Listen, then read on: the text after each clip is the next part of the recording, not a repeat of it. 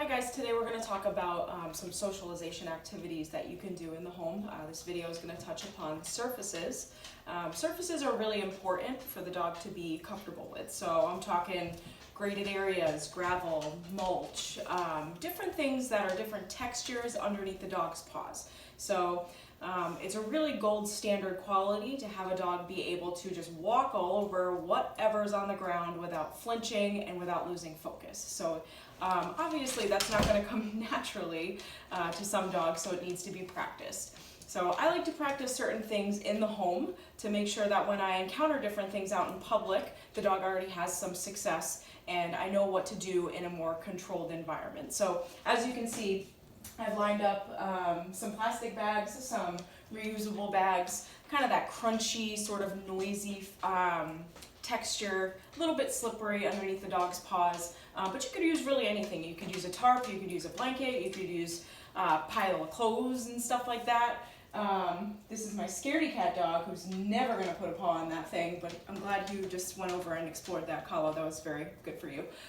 This guy, on the other hand, we're going to hold to a different standard. So when you're approaching a surface, you want to guide the dog onto the surface and you want to make sure all of the reward happens when the dog is on top of the surface, right? So you don't want to reward the dog afterwards. You want to reinforce the dog being on top of the strange surface and reward him there. If you reward him afterwards, you tell him, oh, all the good stuff happens afterwards, and it's going to make them want to get off of the surface instead of remain on it. So I'll show you this with Vegas. He's never been on this kind of thing before. So pretty much what you want to do is I like to get treats out beforehand. If I know I'm going to encounter something strange, I want to have the reinforcement ready to go. So Vegas, let's go.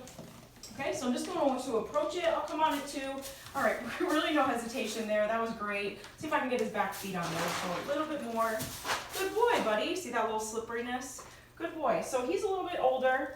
Sit. So you can practice different commands on this strange surface. If you have a dog that balks or doesn't really want to go onto the surface, you could put treats right in the middle. All right, if you put treats right in the middle, they got to put some sort of paw to get onto the surface. Vegas, let's go.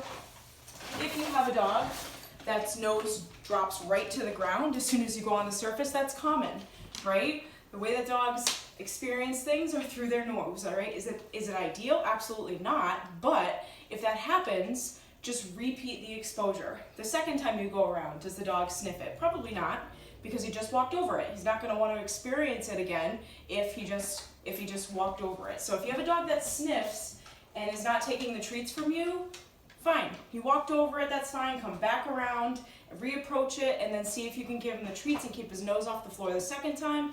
If it doesn't happen the second time, do it the third time. Either way, you're teaching the dog that walking on a strange surface or texture is a good experience. So again, this is a great exercise to do for when you're out in public.